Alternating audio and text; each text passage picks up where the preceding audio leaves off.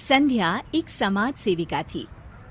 महिलाओं के खिलाफ अगर कोई भी अत्याचार कहीं पर भी होता तो संध्या वहां पहुंच जाती।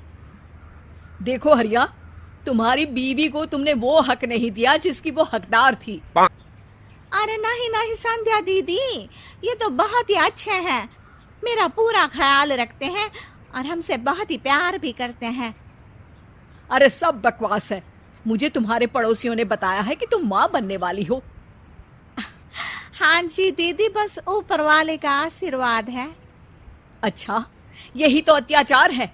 तुम्हारा पहले ही एक बेटा है, फिर ये दूसरा बच्चा क्यों? अरे बच्चे को पैदा करने में पूरे 9 महीने का समय लगेगा, फिर उसकी देखभाल, पालन पोषण। क्या तुम इसके लिए तैयार हो? हाँ जी दीदी, बात तो सही है, लेकिन क्या करे, एक बिटिया हो जाए तो परिवार पूरा हो जाएगा ना। यही सोचकर हम लोगों ने बच्चे का फैसला किया था। अरे ये अत्याचार है, महिलाओं के खिलाफ है ये आदमी। क्यों आखिर यही बेचारी बच्चा पैदा करे? अरे वो क्या है ना, ये तो कुदरत का नियम है दीदी, हम तो कुछ कर ही नहीं सकते। कर सकते हो, क्यों नहीं कर सकते हो? सभी हैरान होकर संध्या को देखते हैं। मेरे कहने का मतलब है तुम उसकी मदद कर सकते हो, घर के काम में, उसकी देखभाल में। हाँ हाँ, वो तो हम जरूरी करेंगे दीदी, आप ना निश्चिंत होकर जाइए जी। संध्या वहां से चली जाती है। अगले दिन औरतों के जमावड़ों के बीच, देखो मैं साफ कह दे रही हूँ कि महिलाओं को घर में बराबरी का दर्जा मिलना चाहिए। अरे वो कोई काम करने वाली नौकरानी नहीं, बल्कि घर चलाने वाली महारानी है, महारानी। अरे सही कह रहे हो दीदी, सारा दिन हम घर का काम करती रहती हैं। अरे हमारा भी तो मन करता है कि झोला उठाए और निकल जाए खरीदारी में। अरे तो क्यों करती हो काम? 2 दिन ना करो, सारा परिवार सही हो जाएगा।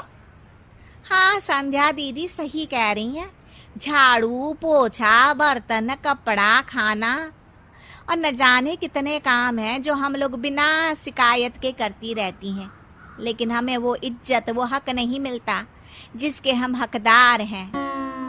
संध्या वहां से भी चली जाती है। एक दिन संध्या घर में बैठकर चाय पी रही होती है कि तभी कुछ आदमी और बूढ़ी औरतें उसके घर आ जाती है।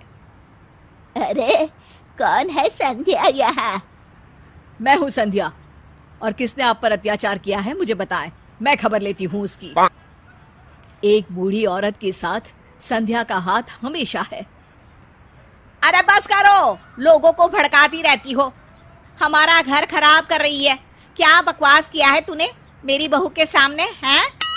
अब ना तो वो घर में हम लोगों के लिए खाना बनाती है, ना इन छोटे बच्चों की देखभाल करती है। आखिर कब तक, मैं कहती हूँ आखिर कब तक हमारे समाज की औरतें खाना बनाएंगी? अरे ठीक कह रही है बहन जी, अब हम एक काम करते हैं, हम घर संभाल लेते हैं और औरतों को कहते हैं कि बाहर से पैसा कमा लाए। अरे वो भी तो जरूरी है ना, कमाएंगे नहीं तो खाएंगे क्या? संध्या सोच में पड़ जाती है। तभी वहां वो औरतें भी आ जाती हैं जिन्होंने संध्या के कहने पर घर का काम करना छोड़ा था। नहीं नहीं, मैं घर का काम कर लूंगी, लेकिन बाहर जाकर पैसे नहीं ना कमाऊंगी। हाँ। अरे क्यों भाई, एक तो काम करना ही पड़ेगा ना, या तो घर का या बाहर का।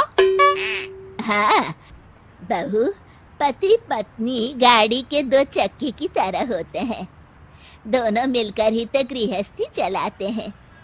इसमें हक नौकरानी या बेइज्जती जैसी कोई बात होनी ही नहीं चाहिए।